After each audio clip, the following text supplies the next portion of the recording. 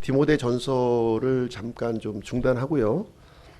또 수요일 날 저희가 이제 전했던 요시야의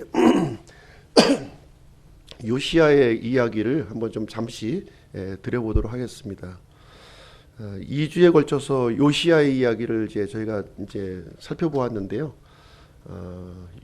요시야의 그 죽음에 대해서 이해할 수 없는 죽음에 대해서 좀 언급하는 것이 좀 필요하겠다는 생각이 들어서 오늘 아침 시간에 요시야의 죽음에 관련된 그 내용을 좀 이제 좀 다뤄보도록 이렇게 하겠습니다.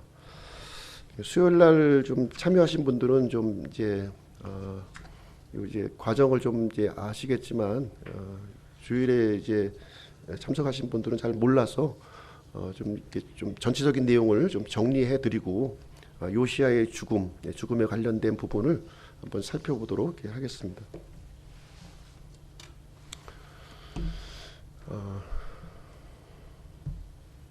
요시야는 자기 조상 다윗의 하나님을 구했던 사람이었습니다. 오늘 이제 순서는 요시야의 종교 개혁, 그리고 요시야의 죽음, 요시야의 모형인 그리스도의 모형인 요시야, 이런 순서로 말씀을 전하도록 하겠습니다. 요시야는 자신의 죽음을 통해 후대에게 믿음을 전수한 사람이 되겠습니다. 아시다시피 요시야는 최고의 왕이었어요. 다윗 이래로 참 그 남북 이스라엘을 통틀어서 최고의 왕이었음을 아마 아무도 부인하지 못할 것입니다. 열왕기하 23장 25절에는 요시야에 대한 평가를 하나님의 평가가 기록이 되어 있는데요. 그와 같이 모세의 모든 율법대로 자기의 마음을 다하고 혼을 다하고 힘을 다하여 주께로 돌아선 왕은 그 이전에도 없었고 그 이후에도 그와 같은 자가 일어나지 아니하였더라, 이렇게 평가를 하고 있습니다. 요시야의 그 업적을 보시게 되면요, 우상으로 이렇게 완전히 점령되었던 성전을 보수했고요, 우상과 산당들을 이렇게 제거했습니다. 그리고 그동안 잊혀졌던 유월절을 이렇게 복원한 내용이 이제 되겠습니다. 그리고 요시야 때에 와서요, 잃어버렸던 그 다윗의 영토가 또 회복이 되었습니다. 북이스라엘까지 그 영토가 회복이 되었습니다. 남유다의 그 16번째 왕이었는데요. 16번째. 할아버지가 이제 므낫세였고요. 아버지가 아몬이었어요. 아몬. 이 므낫세는 무려 55년간을 그 이제 통치를 했는데요. 남유다에서 가장 이 최악의 왕이에요. 최악의 왕. 최악의 왕입니다. 55년 동안 온갖 우상들을 이제 끌어들였고요.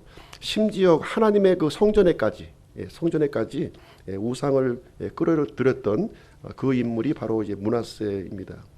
므낫세에 이어서 이제 아몬이 이제 왕이 되었는데요. 아몬은 이 므낫세 아버지와 똑같은 길을 걸어갔던 인물이었고요. 2년 만에 끝납니다. 2년 만에 아주 불행한 죽음을 이제 맞이하게 되는데요. 자기 신하들의 손에 의해서 이렇게 죽임을 이제 당하게 됩니다. 아몬에 이어서 그 요아스가 이제 이제 왕이 되는 일이 이제 생기는데, 우상 숭배의 이 전성기, 암흑의 시기에 어린 그 요아스가 이제 남유다의 통치자로 이제 들어서게 됩니다.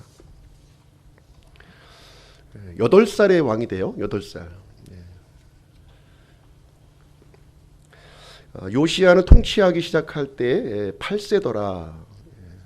그가 예루살렘에서 31년간 통치하였다, 이렇게 성경은 말하고 있는데요. 최악의 시기에 남유다의 통치자가 되었습니다. 왕이 되었는데 뭐 좋은 일 아닌가, 이렇게 생각할 수도 있겠지만, 이 왕이 된다고 하는 것은 그 엄청난 부담을 이제 갖고 있는 무거운 자리가 아닐 수가 없는 거죠. 8살의 나이에 남유다를 통치하는 왕이 된 거예요. 8살의 나이에 할 수 있는 게 뭐가 있나요? 할 수 있는 게 뭐가 있을까요? 하나도 없어요. 지금 아버지 아몬은 그 신하들의 손에 의해서 암살을 당했습니다. 근데 가까스로 이것이 이제 보통 일반적으로는 이제 쿠데타이기 때문에 왕조가 바뀌어야 되는 상황이지만 이 아몬의 아들이 어린 나이에 왕이 된 거예요. 그렇다면 이 요시야도 언제 죽을지 모르는 거죠. 아버지가 죽임을 당했는데 비록 왕이 되었다고 한들 이 무력한 이 어린 아이가 언제 누구의 손에 의해서 죽임을 당할지 알 수 없는 그런 상황에서 왕이 되었다는 겁니다. 굉장히 불행한 모습을 우리는 이제 볼 수 있는 것이고요. 고아로 이렇게 자라났고요.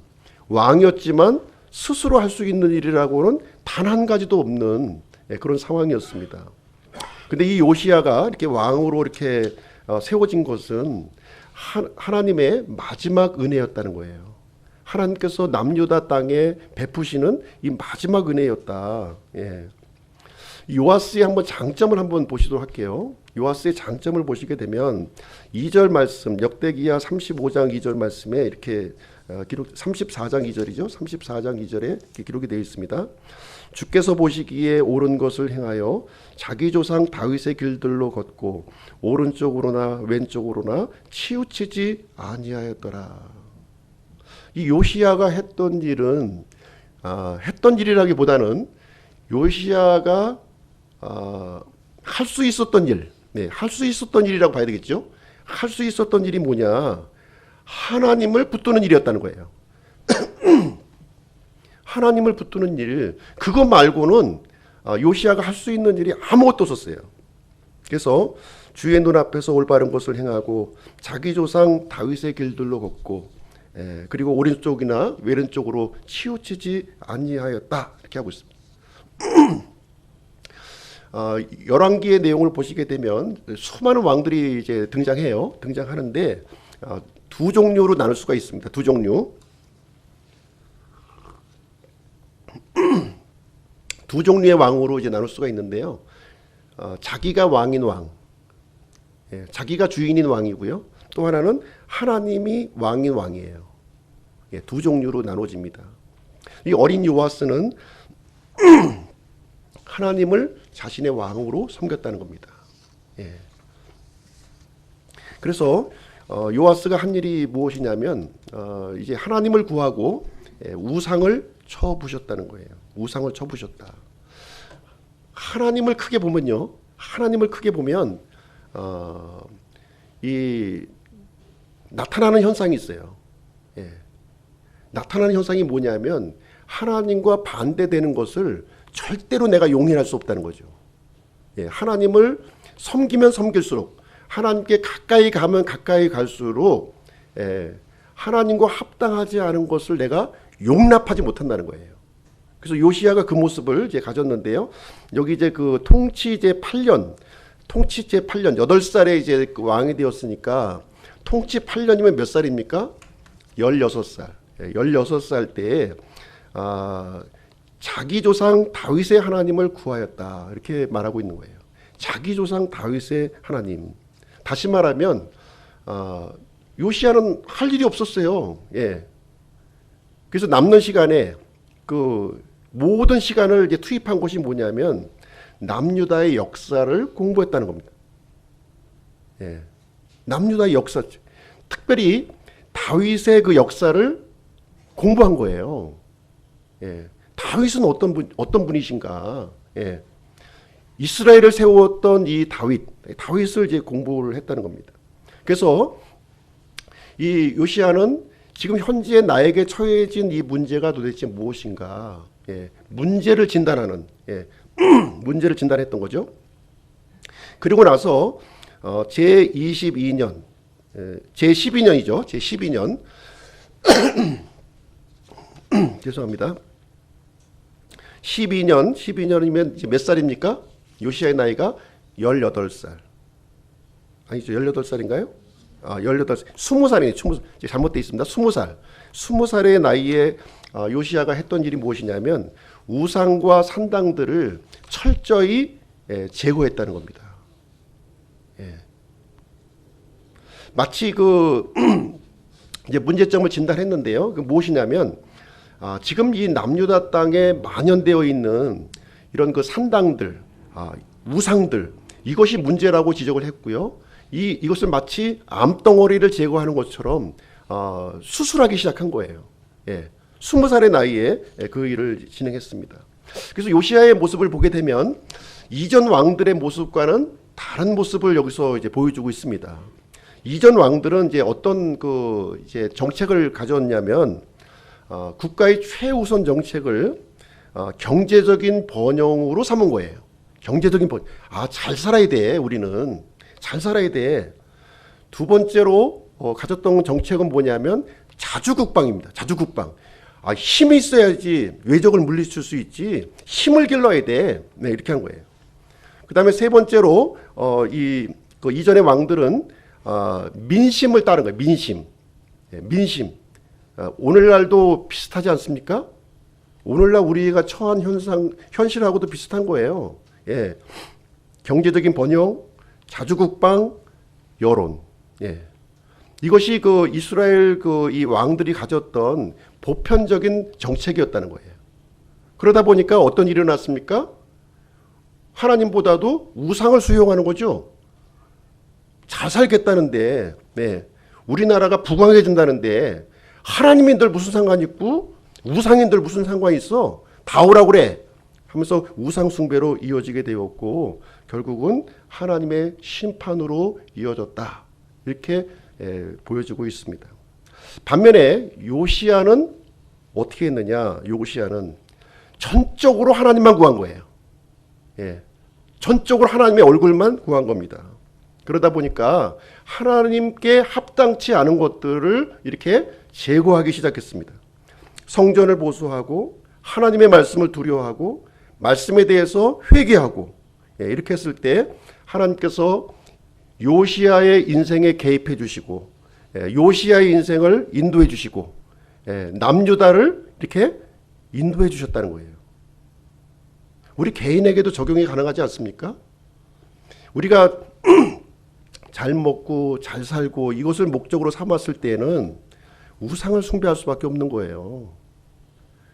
그러나 우리가 하나님을 전심으로 구할 때는 하나님이 기뻐하시는 삶, 하나님이 인도하시는 삶을 살아갈 수 있다고 하는 사실을 여기서 우리에게 가르쳐주고 있습니다. 그래서 요시야는요, 종교 개혁을 이제 진행했는데요, 무려 57년입니다. 무려 57년 동안 므낫세와 아몬이 우상으로 완전히 점령된 사회예요. 여기서 이제 우리 하나님을 믿어야 돼, 하나님의 말씀을 붙들어야 돼 한다는 말이 씨알이 먹힐까요? 백성들에게 불가능한 겁니다. 불가능해요. 근데 요시야는 지금 여기 보니까 통치 제 18년 몇 살입니까? 더하기 8 하시면 되죠. 26살. 26살에 성전을 보수하기 시작했다는 겁니다. 성전을 보수했어요.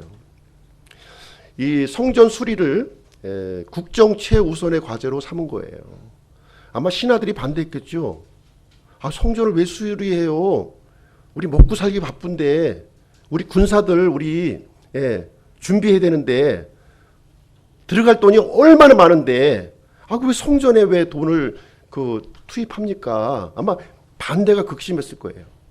그러나 요시야는 그 무엇보다도 하나님의 집을 청결하고 이게 무너진 곳을 수리해야겠다 하는 그런 마음의 태도를 가진 겁니다. 그래서 국정의 그 최고 이 지도자들이죠. 서기관 사반, 감독자 마아세야, 기록관 요아. 그러니까 지금으로 얘기하면 국무총리, 재무부 장관, 이런 분들을 성전 보수하는 일에 투입시킨 거예요. 지금. 특별히 또 제사장 hil기야 그 성전 보수의 책임자로 이렇게 삼았습니다. 그랬을 때 어떤 일이 이제 생겨났느냐? 희한한 일이 생깁니다. 성전에서 율법책이 발견된 거예요. 그동안 모세의 율법책이 없어진 줄 알았는데 사라져 버렸는데 그 율법책이 나타난 겁니다. 예. 그래서 hil기야 대제사장이 그것을 발견했고요. 또 서기관 사반에게 이 내용이 전달되었고요. 그 다음에 요시야 왕에게 이 내용이 전달되었습니다. 하나님의 말씀을 우리가 발견했다. 그 내용이 이렇게 아주 신속하게 이렇게 전달이 이제 되었습니다. 요시야는 이제 이 율법책을 접하게 되었죠. 율법책을.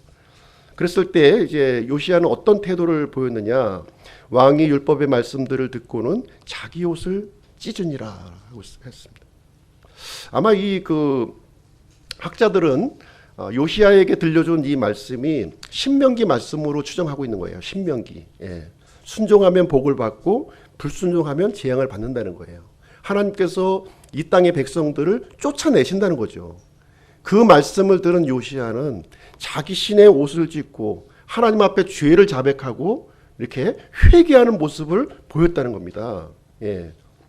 이 말씀이 하나님의 말씀이 들려졌을 때요. 어떤 태도를 갖느냐 하는 것은 대단히 중요한 거예요. 예.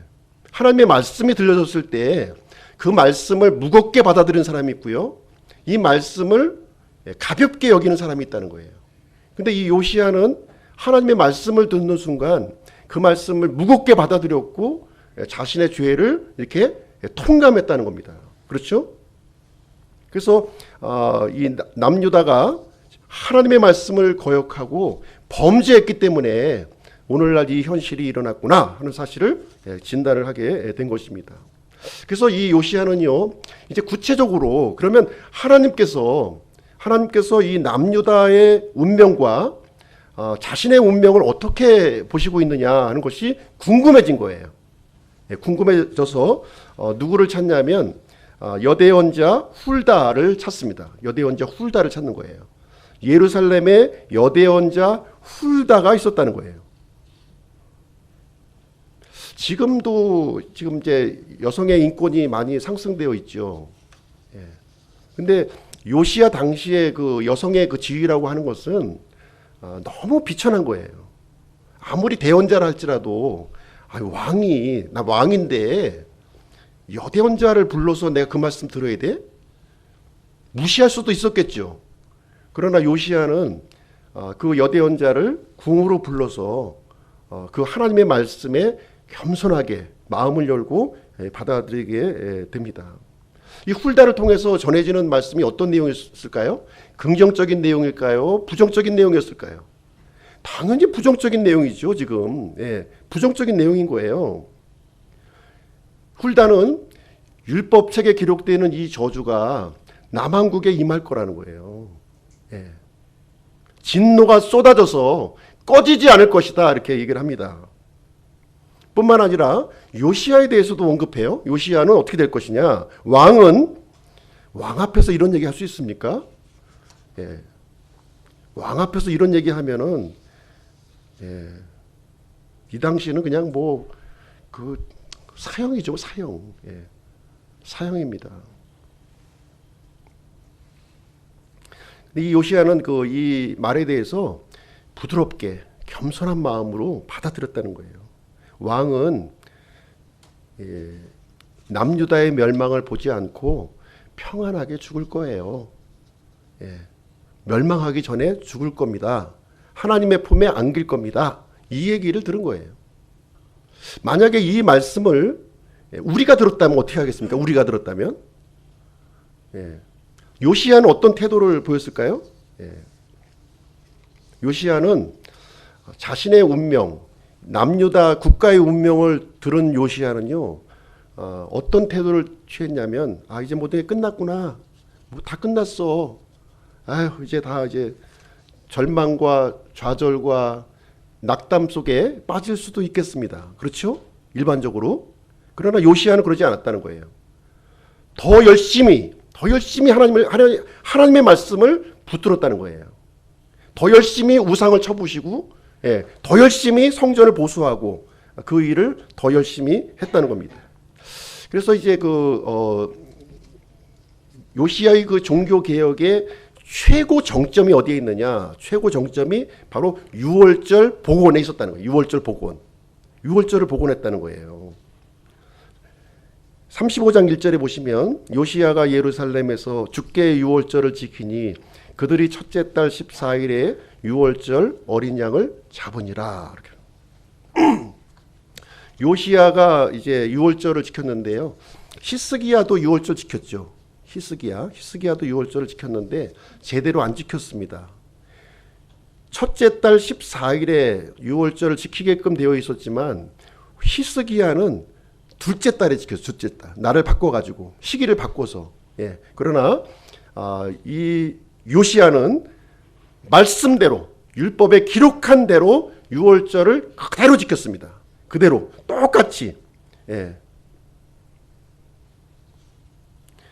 뿐만 아니라 이 유월절 행사에 이제 왕이 그 헌물을 하사했는데요. 헌물을 하사했는데 염소가 3만 마리, 숫소가 3천 마리를 하사했다는 거예요. 이게 단순히 이게 유월절 지켜봐 이렇게 한 게 아니라 적극적으로 그 행사를 왕이 주도했다고 하는 사실을 여기서 살펴볼 수가 있습니다. 그래서 그 요시야가 지켰던 이 유월절이 온전한 유월절이었다. 온전한 유월절을 지켰다. 여기 이제 이렇게 기록하고 있어요. 그 35장 18절에 보시면 대언자 사무엘 시대 이후로 이스라엘에서 그와 같은 유월절을 지킨 적이 없었고 이스라엘 모든 왕들도 요시야와 제사장들과 레위 사람들과 거기에 있던 온 유다와 이스라엘과 예루살렘의 거주민들이 지킨 것 같은 유월절을 지키지 아니하였더라. 이렇게 하고 있습니다. 지금 사무엘 이후로 제대로 된 유월절을 한 번도 지킨 적이 없었던 거예요. 이 8살의 왕이 되었던 그 요시야가 지금 그 일을 지금 이제 다시 복원하고 있는 거죠. 다시 복원하고 있는 거예요. 뿐만 아니라 지금 이 상황은 지금 북이스라엘이 지금 멸망한 상황이죠. 지금 북이스라엘은 통치 공백 상태예요. 그런 상황에서 지금 이제 요시야는 북이스라엘에 있는 이 지파들도 모두 함께 모이게 합니다. 이 유월절 행사에 12지파에 다 참석하는 거예요. 예. 그래서 이 갈라졌던 남과 북이 이 유월절 이 행사를 통해서 하나가 됩니다. 하나가 되는 거예요. 하나가 되어서 한 하나님의 백성으로서 한 하나님을 섬기는 그 일을 요시야가 진행을 했습니다. 그래서 구원의 하나님께 감사하고 찬양하는 그 일을 했습니다. 참 멋진 왕이죠. 멋진 왕이지 않습니까? 박수를 치고 싶은 그런 이제 왕입니다. 그런데 이 요시야에게 어떤 일이 일어났느냐? 이렇게 열심히 이렇게 그 참 우상과 싸우고 또 하나님의 말씀을 따르고 했으면 잘 돼야 되잖아요. 잘 돼야죠. 복 받아야 되잖아요. 신명기 말씀대로. 그런데 죽었다는 거예요. 요시야가 죽었어요. 죽은 얘기를 지금 기록하고 있습니다. 지금 이제 그 요시야가 지금 이제 통치하던 당시에 국제 정세는 지금 어떻게 되고 있냐면 강대 강의 대치 국면이 이제 이루어지고 있어요. 북쪽에서는 아스리아라고 하는 이 강대한 제국이 이렇게 몰락하고 있었고요. 대신에 바벨론이라고 하는 신흥 강대국이 급부상하고 있던 시기였어요. 그래서 아스리아가 점령하고 있던 모든 지역을 이 바벨론이 마치 사자와 같이 점령하려고 으르렁거리는 그런 시국이었어요. 반면에 그 아스리아가 이제 무너지니까 아스리아의 속국이었던 이집트는 어떻게 됐느냐? 이제 족쇄가 풀린 거죠. 이 기회에 나도 아스리아가 점령했던 그 지역을 내가 소유 좀 해야 되겠다. 이런 마음을 품은 거예요. 그래서 몰락하는 이 아스리아의 상황을 통해서 이 바벨론이라고 하는 신흥 강대국과 이집트의 이 강대국이 서로 맞짱을 뜨는 그런 상황에 놓여지게 되었는데요. 그 사이에 누가 꼈느냐? 남유다가 낀 거예요. 고래 싸움에 새우등이 터지는 격이죠. 그 사이에 딱 끼고 있었던 거예요.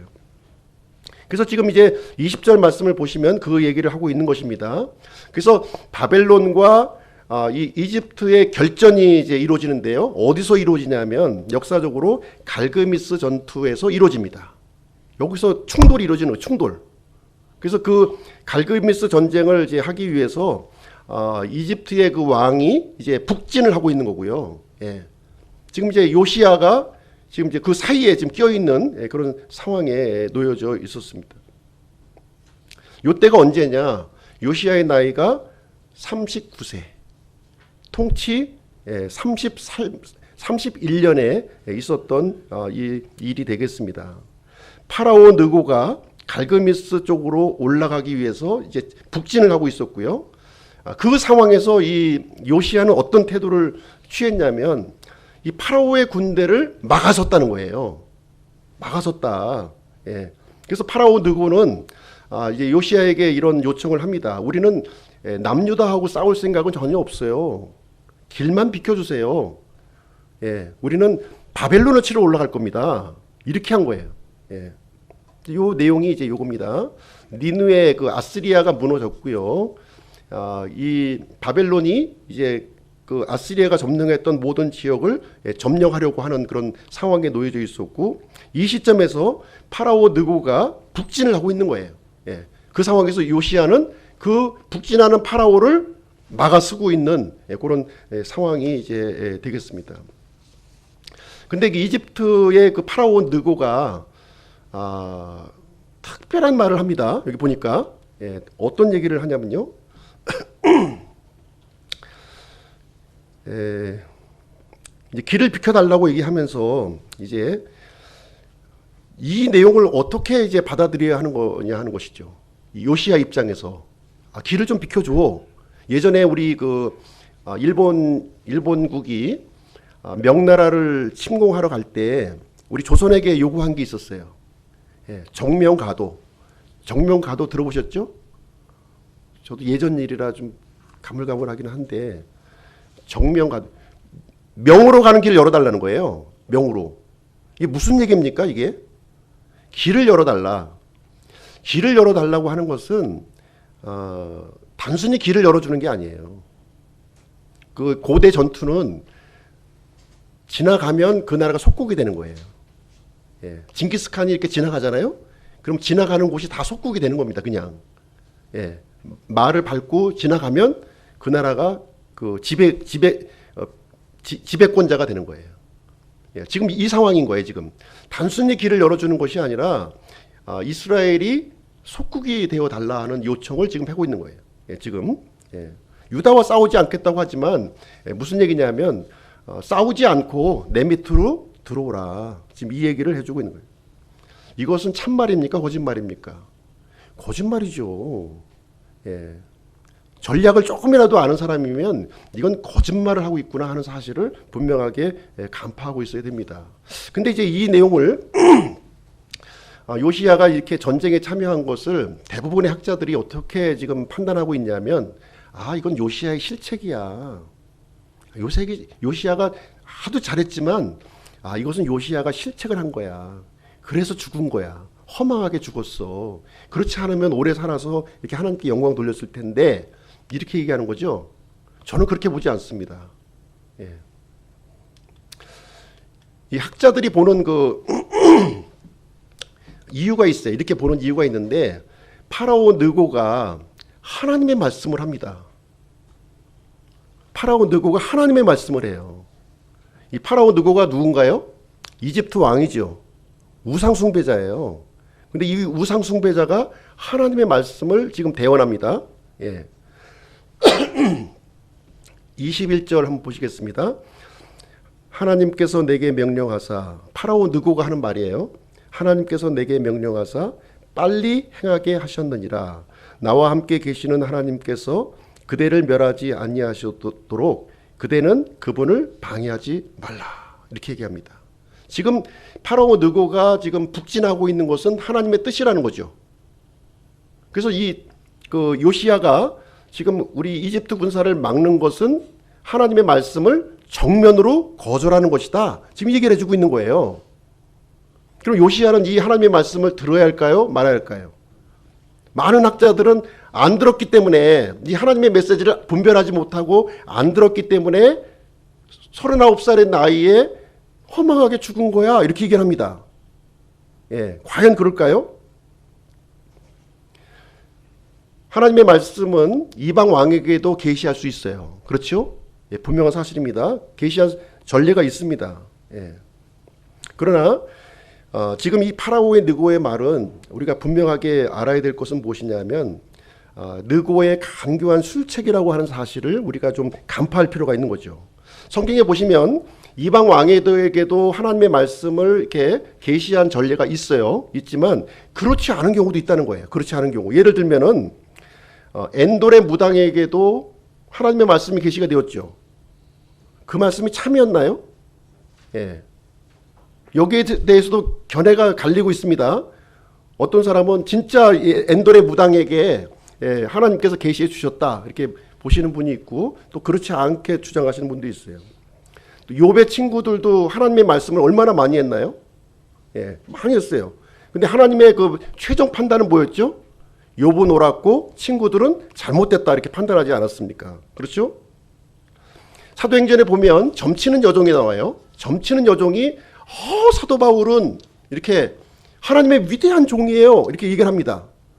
근데 바울은 그것을 합당한 증거로 받아들였나요? 받아들이지 않았습니다. 예. 우리는 그 말씀하는 이 주체가 누구인지 분명히 알아야 되는 거예요. 하나님의 말씀을 한다고 다 받아들이시면 안 되는 거예요, 지금. 예. 그 실체는 바로 이방 왕이었고 우상 숭배자였다는 거예요. 이 사실을 분명하게 분별하고 받아들여야 되는 것입니다. 그래서 요시야는 이 파라오 느고의 말을 거부한 겁니다. 거부한 거예요.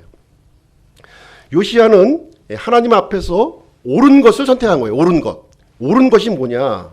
만약에 길을 연다면 목숨을 건질 수 있어요. 그렇죠? 목숨은 건질 수 있습니다. 근데 지금까지 진행했던 이 모든 종교 개혁은 후퇴할 수밖에 없는 거예요. 그렇죠? 남유다의 정체성이 흔들릴 수밖에 없는 겁니다. 유다 백성들이 뭐라고 그러겠어요? 유다 백성들이. 예. 만약에 길을 막는다면 목숨을 잃을 수 있습니다. 자기에게 손해예요, 지금. 내가 죽을지 몰라요, 지금. 용감한 죽음의 결단이고요. 믿음의 본보기를 보여줄 수 있다는 겁니다. 그래서 요시야는 느고의 말을 무시했다는 거예요. 하나님의 입에서 나온 느고의 말에 귀를 기울이지 아니하였다, 이렇게 얘기를 하면서 무기또 쪽에 나가서 이제 이집트와 맞짱 서는 일이 이제 진행합니다. 이때 요시야는 변장을 해서 전쟁에 참여를 했고요. 이집트 군사들을 맞아서 막아섰습니다. 그리고 온 힘을 다해서 이 전쟁에 참여했습니다.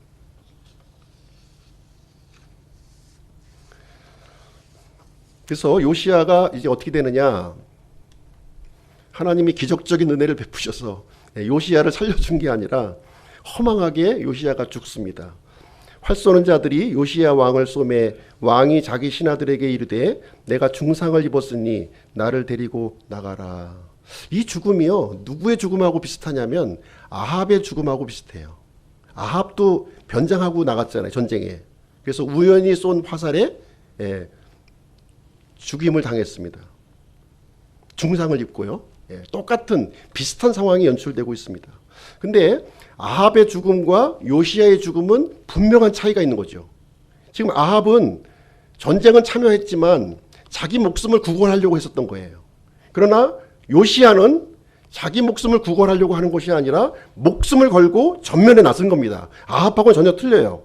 그리고 아합이 죽은 시체는요, 개들이 핥아버렸어요. 개들이. 비참한 죽음이었죠. 반면에 요시야의 죽음은 편안하게 조상들의 묘실로 안치가 되었습니다. 그리고 아합의 죽음에 대해서는 아무도 이 죽음에 대해 슬퍼하는 사람이 없었어요. 그러나 요시야의 죽음에 대해서는 온 백성이 애곡하고 슬퍼했다, 이렇게 얘기하고 있습니다. 분명히 아합의 죽음과 요시야의 죽음은 완전히 다르다는 거죠. 뿐만 아니라 요시야의 죽음에 대해서는 예레미야가 애가를 지어서 불렀어요. 애가를 지어서 불렀습니다. 그래서 여기 보시게 되면 요시야의 죽음에 대해서 지금 나타나는 반응을 한번 보시기 바랍니다. 백성들이 애곡을 했고요. 에레미야가 애가를 지었고요. 그 다음에 그 애가를 노래하는 남자들과 여자들이 불렀다는 거예요. 뿐만 아니라 이 애가가 이스라엘의 규례가 되었다는 거예요. 이스라엘의 규례. 그렇죠? 무슨 얘기냐면 이 요시야의 이 죽음에 대한 이 슬픔이 이스라엘 그 백성들의 마음판에 확 박혔다는 거죠. 예, 깊숙이 박힌 거예요. 깊숙이. 예. 요시야의 죽음이 단순히 39살의 나이, 젊은 나이에 죽은 거 그것이 아니라 이 우상과 맞서 싸우는 이 요시야의 이 태도가 하나님 앞에 옳은 것을 선택하는 이 태도가 백성들의 마음에 확 박혀들었다는 거예요. 확. 예.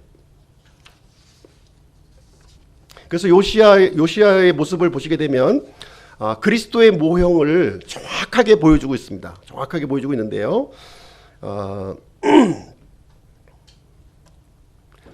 하나님의 은혜로 오신 그리스도의 모습을 보여주고 있어요.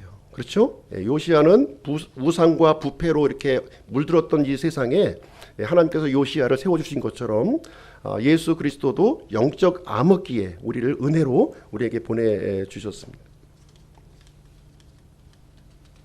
뿐만 아니라 이 성전을 정화하신 그리스도의 모습을 또 우리에게 또 보여주고 있죠. 성전을 정화하신 그리스도. 요시야는 우상의 형상과 제단을 완전히 부수고 이게 갈아엎어 버렸어요. 마찬가지로 예수님께서도 이 땅에 오셔서 제일 먼저 한 일이 뭡니까? 성전에 방문하셔서 장사하는 자들을 쫓아내시고 이렇게 몰아내시는 모습을 우리에게 보여주셨습니다. 그리고 선을 행하신 그리스도의 모습을 또 이렇게 보여주고 있는데요. 요시야는 우상을 제거하고 산당을 제거하고 제사장들을 제거했어요. 이렇게 하나님 앞에서 이렇게 선한 일을 이렇게 한 거예요. 마찬가지로 예수님께서도 이렇게 두루 다니시면서 이렇게 선을 행하셨다고 우리에게 말씀해주고 있는 것입니다.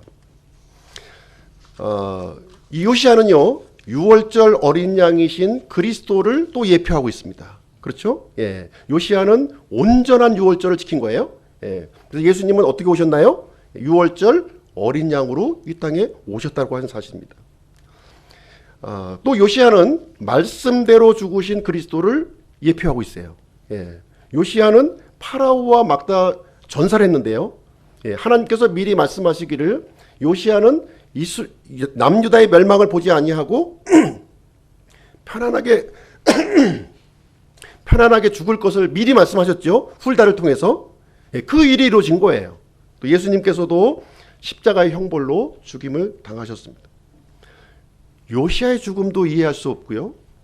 예수님의 죽음도 사람의 눈으로 볼 때는 이해할 수 없는 거죠.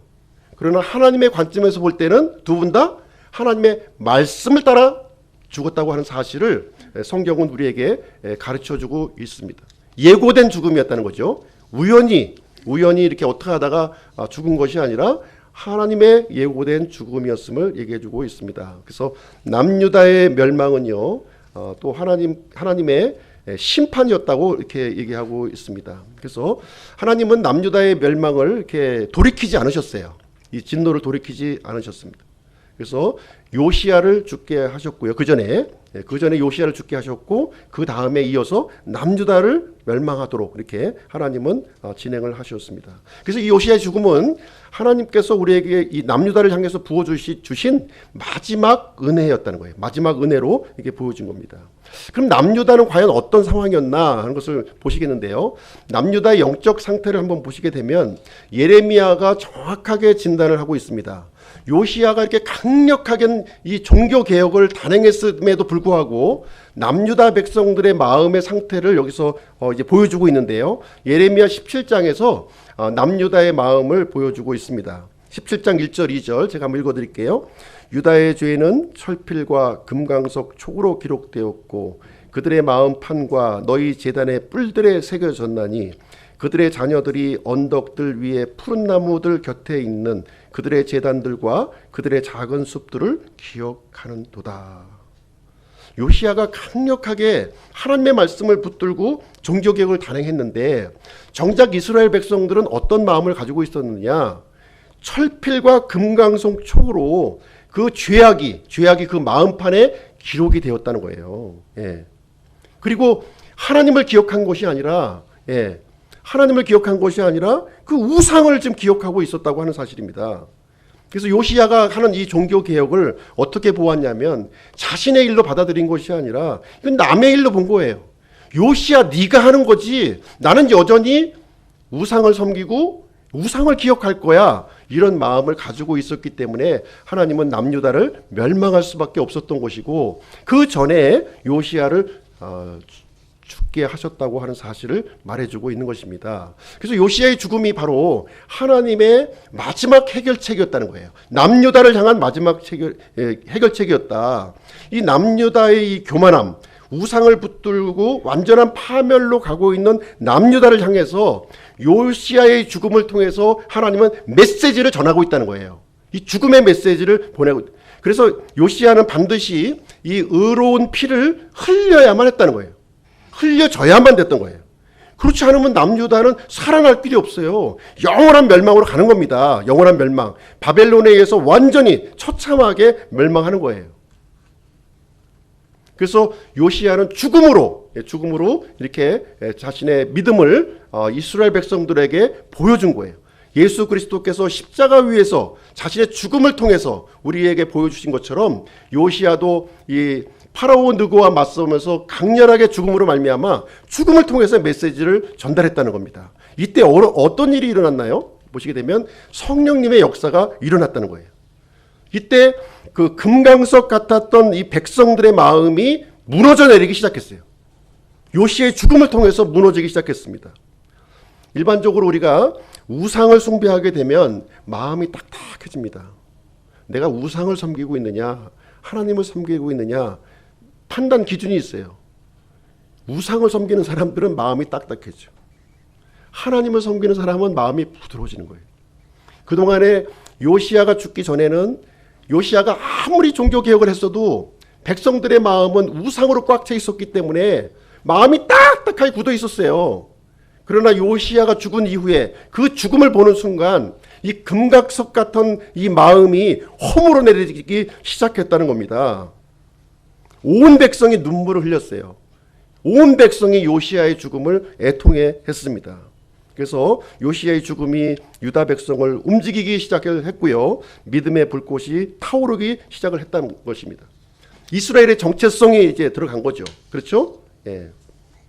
그래서 유다는 비록 멸망하지만 완전히 멸망하지 않습니다. 완전히 멸망하지 않고 요시야의 믿음을 이렇게 전수해 받은 그 믿음의 사람들을 통해서 70년 만에 포로 생활이 끝나고 다시 고향 땅으로 돌아오는 부활의 역사가 일어나는 것을 우리는 이제 보고 있는 것입니다. 결론을 내리도록 하겠습니다. 1차, 2차 이 갈그미스 전쟁은 역사적으로 지금 일어났던 거예요. 1차 전쟁은 파라오 느고가 올라왔을 때 1차 전쟁은 무승부였어요. 그러나 5년 뒤에 2차 전쟁에서는 이집트가 완전히 대패합니다. 그래서 이 바벨론이 고대 근동을 완전히 이렇게 군림하는 그런 일이 발생하게 되고요. 남유다는 바벨론에 의해서 이렇게 멸망을 당합니다. 이때 포로로 끌려갔던 사람들이 소개가 되고 있죠. 성경에 보면 1차 포로 때 누가 끌려가나요? 다니엘과 세 친구들이 끌려갑니다. 2차 포로에는 에스겔, 여호야긴이 끌려갑니다. 3차 포로에서는 시드기야가 끌려가는 거예요. 예. 이 바벨론의 포로로 끌려간 사람들 중에는 이 요시야의 믿음을 이 간직했던 사람들이 이게 끌려갔다는 것을 우리에게 알려주고 있습니다. 그래서 바벨론 포로 기간 동안에 이 우상 숭배의 본고지에 들어가서 이 믿음의 사람들이 그 용광로 속에서 촉박의 용광로 속에서 이렇게 세워져가는 내용들이 이제 기록되고 있는 것입니다. 그래서 이스라엘이 이제 다시 귀환하죠. 70년 만에 귀환합니다. 희한한 일이 생겨요. 70년이 딱 되자마자 우리나라도 1945년 8월 15일 해방이 될 걸 예측하셨습니까? 어느 누구도 예측하지 못했어요. 우리 힘으로 불가능해요. 이스라엘 백성도 마찬가지예요. 70년이 딱 되는 순간 언제 우리가 다시 회복될지 알지 못했어요. 근데 70년이 하나님의 시간이 딱 되는 순간 페르시아의 고레스라고 하는 사람이 일어나서 이렇게 얘기합니다. 이 사람도 이방왕이에요. 이방왕인데 주 하늘의 하나님께서 땅의 모든 왕국들을 내게 주시고 내게 명하사 유다에 있는 예루살렘에 자신을 위해 집을 건축하게 하셨나니 그분의 모든 백성 중에서 너희 가운데 있는 자가 누구냐? 주 그의 하나님께서 그와 함께 계시기를 원하노니 그가 올라갈지니라. 예, 이스라엘 백성들을 이제 다 돌아가라는 거예요. 고향 땅으로. 다 돌아가라는 명령을 여기서 내리게 됨으로 말미암아 이것이 왜 일어났습니까? 이 요시야의 죽음을 통해서 이스라엘의 부활이 일어났다는 거예요. 만약에 요시야가 안 죽었다면 어떻게 됐을까요? 이스라엘의 멸망을 보았을 것이고 다시 회복되지 못하는 그 수렁으로 들어갔을 것입니다. 그래서 요시야는 죽음으로 하나님의 메시지를 전달했고요. 그 믿음이 이스라엘 백성들 사이에 살아서 움직였다고 하는 사실입니다. 그래서 우리는 요시야와 같이 이렇게 꺾이지 않는 믿음, 중요한 것은 꺾이지 않는 믿음이라는 거예요. 이 믿음을 우리 이 소중한 믿음의 유산을 우리 후손들에게 물려주어야 될 줄로 생각을 합니다. 우리 이 말씀 붙들고요. 잠시 기도하는 시간 갖도록 하겠습니다. 하나님의 눈앞에서 옳은 것을